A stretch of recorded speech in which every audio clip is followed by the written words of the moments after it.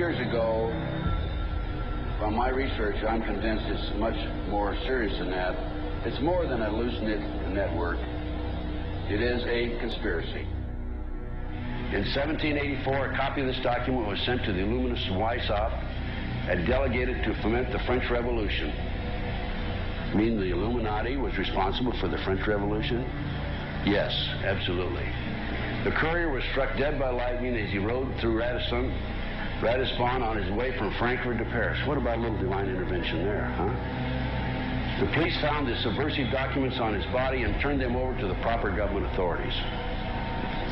After careful study of the plot, the Bavarian government ordered the police to raid Weishaupt's newly organized lodges of the Grand Orient and the homes of some of the most influential associates, including the castle of Baron Basen-Sonderdorf.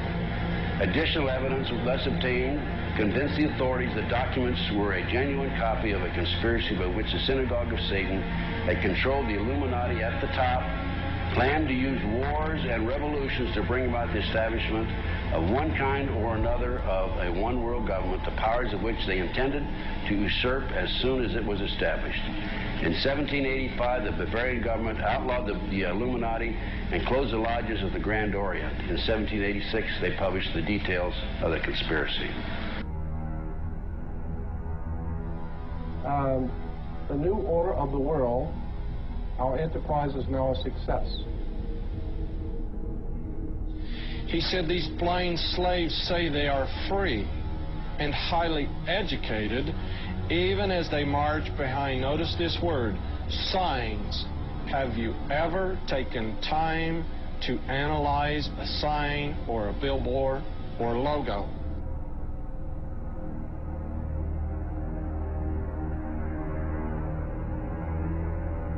We'll start up here. In 1784, an act of God placed the Bavarian government in possession of evidence which proved the existence of the continuing Luciferian conspiracy. This explains the previous 9 pages, goes into it in detail. We don't have time to do it completely. Conspiracy. Adam Weishaupt, a Jesuit-trained professor of canon law, defected from Christianity and embraced the Luciferian ideology while teaching at Ingolstadt University. In 1770, the money lenders who had recently organized the House of Rothschild retained him to revise and modernize the age-old protocols designed to give the Synagogue of Satan ultimate world domination so they can impose the Luciferian ideology upon what remains of the human race after the final social cataclysm by use of satanic despotism. Weishaupt completed his task on May the 1st, 1776. It's a communist holiday, isn't it? May 1, 1776. The plan required the destruction of all existing governments and religions. In 1776, Weishaupt organized the Illuminati to put the plot into execution. The word Illuminati is derived from Lucifer and means holders of the light.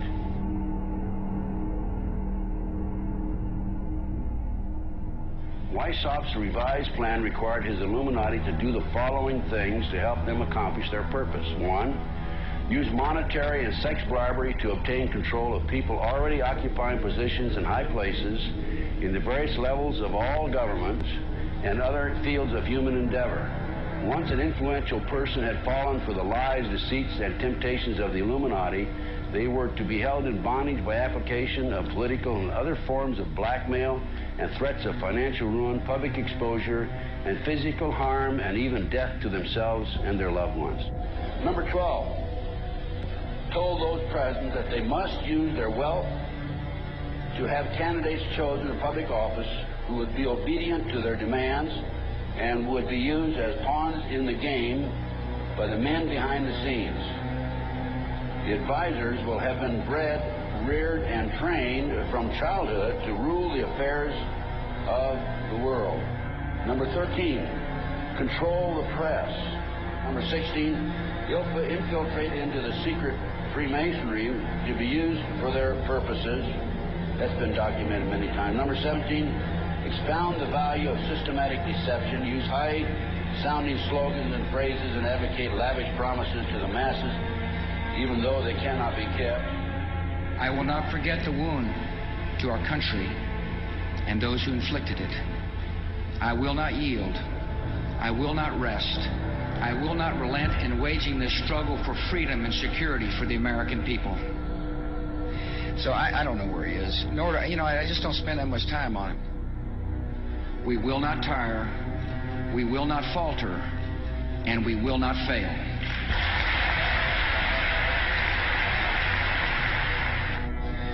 Terror is bigger than one person. And I remember he was telling me how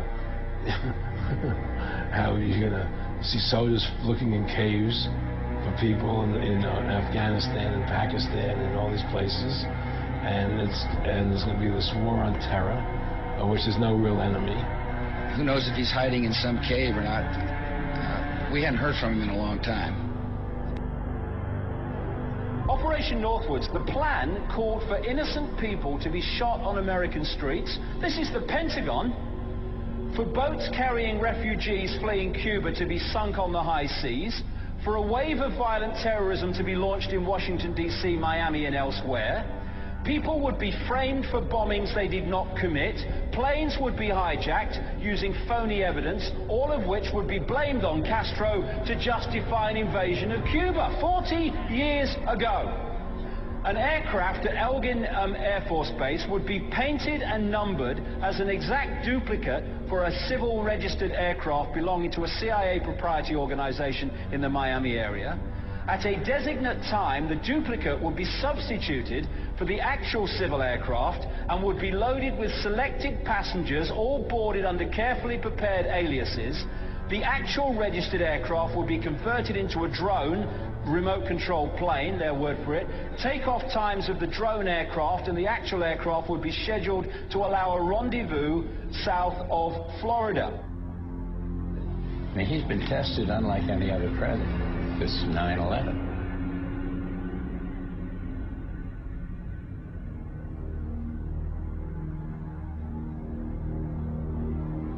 We have in this past year made great progress in ending the long era of conflict and Cold War. We have before us the opportunity to forge for ourselves and for future generations a new world order, a world where the rule of law, not the law of the jungle, governs the conduct of nations. When we are successful, and we will be.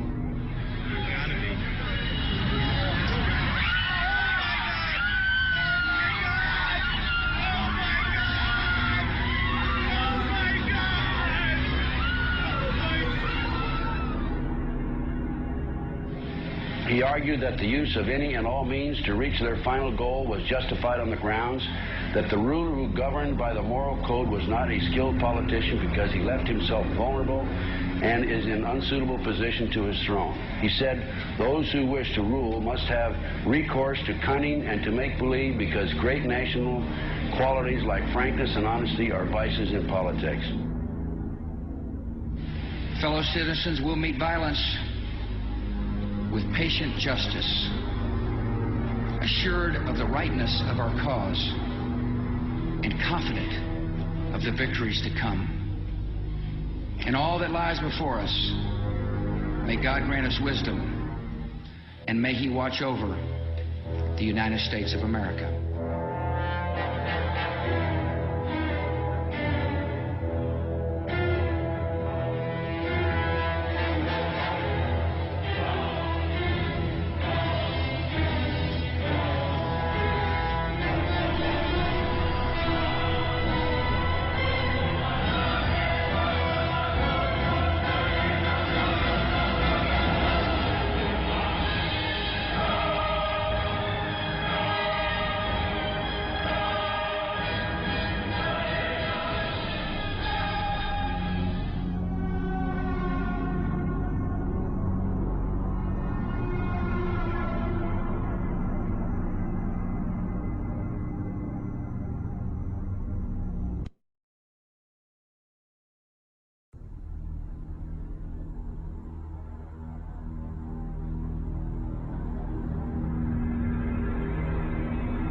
Union Banking Corporation was liquidated by the U.S. government, and Prescott Bush received $1.5 million for his holdings in his Nazi business, and that was the beginning of the Bush family fortune for all intents and purposes.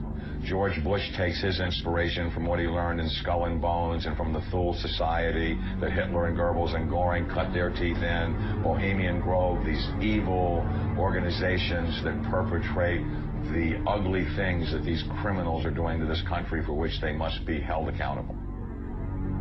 They are the most violent, dirtiest people on the face of the earth. Somewhere, Americans are going to have to take their country back and start finding out who are these people. Who are these people we call our representatives, the Bushes. George Bush, the president, his father, went around the country talking about a new world order. The people who are running this country from behind the scenes do not care a thing about Americans or bloodshed anywhere.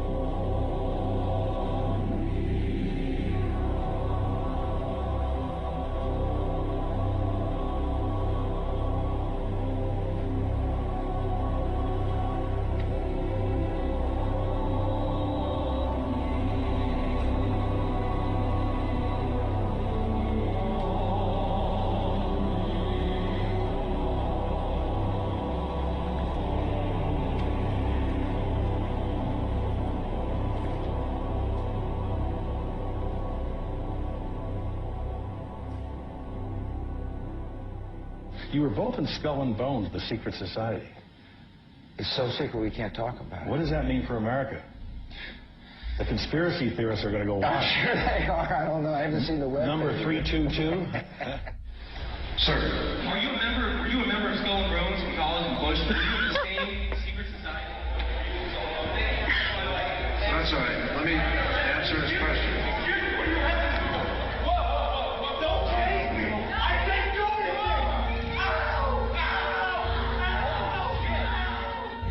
And what you're looking at here, staggeringly, is a group of people, some of the most famous people in America, in long gowns. Behind them there, you see a 40-foot stone owl. And there's the fire between them, next to the lake at Bohemian Grove. Now, one might wonder, understandably, why the people that run the banking, political, economic system and the media in America should be dressed in long robes, doing a ceremony to a 40-foot stone owl. I think we should be told. No doubt you'll be hearing about all the differences between John Kerry and George W. Bush. But we've discovered they do have something in common. During their respective college days at Yale, they both belonged to a group called Skull and Bones. He's come pretty close. She was part of a team that successfully recorded part of the initiation ceremony that takes place in the tomb's courtyard. Okay, you have the doorway here. Yeah. Okay, then to the right you have a hedge, and then you have an evergreen tree. If you follow that line straight back, courtyard's in there. Ah, okay. So that's where they have the ceremonies in the outdoor part of it. Part of it was indoor, so we only got to see the outdoor part. Right. We only got to, and to listen to the outdoor part. God only knows what went on indoors. And what did you hear? What was it you know? You managed to get this unique it was disgusting. It was gross. I mean, they were pretending to murder people. And what was the tone of it, though? Was it jokey or was it quite... No, it wasn't jokey at all. It was sick. It's about the only thing to describe it. It was sick.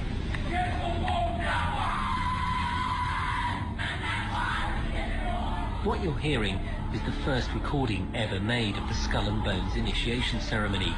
It has never been broadcast before.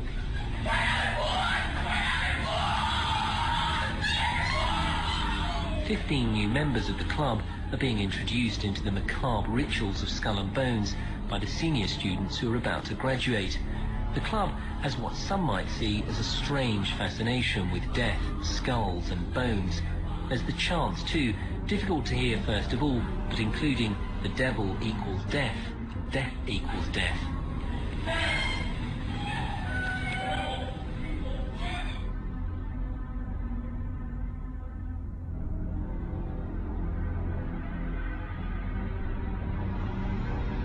But when you get into a secret society of spirit worshippers, then, and especially when you're invited there by the direction of the higher-ups in the spirit world, you never get out of there alive.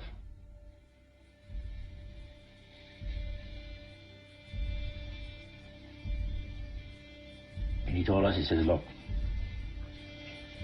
we worship spirits. We worship Lucifer and all his angels. They're just as beautiful as they did before they were cast out of heaven. He says there was a misunderstanding in the whole thing. He said among the inhabitants of the galaxies. And he says our master was misunderstood. And they always praise the great master, Satan, as a super intelligent being that he is, beautiful to behold. And if he ever appears to you, you won't be able to look upon him because he'll be too bright.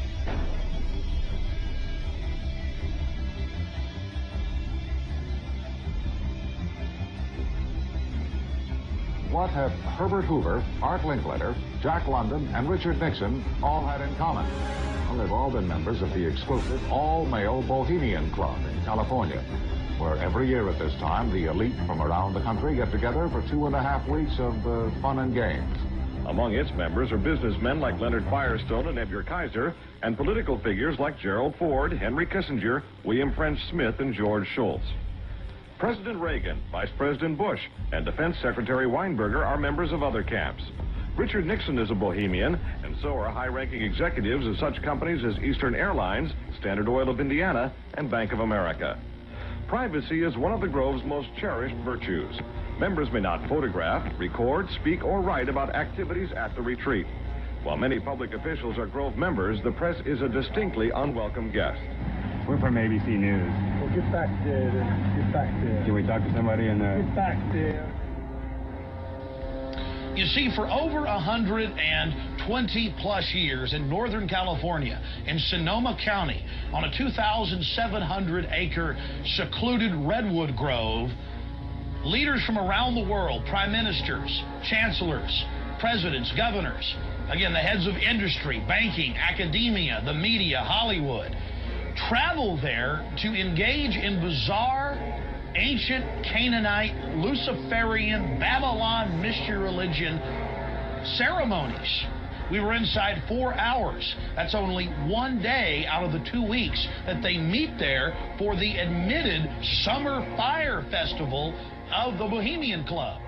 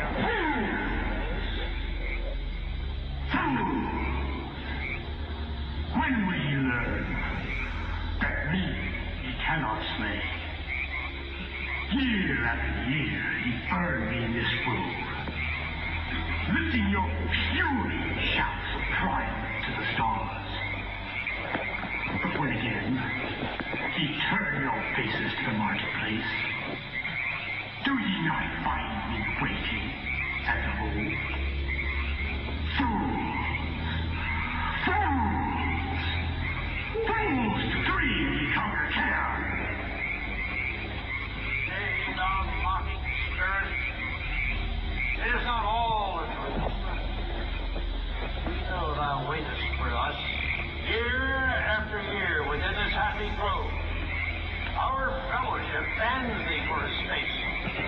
Time of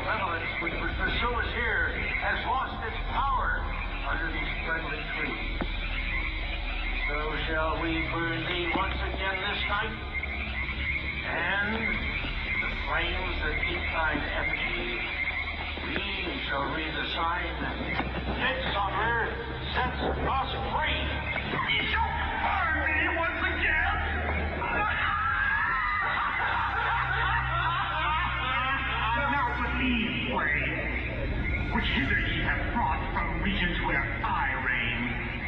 Ye fools and priests, I spit upon your fire.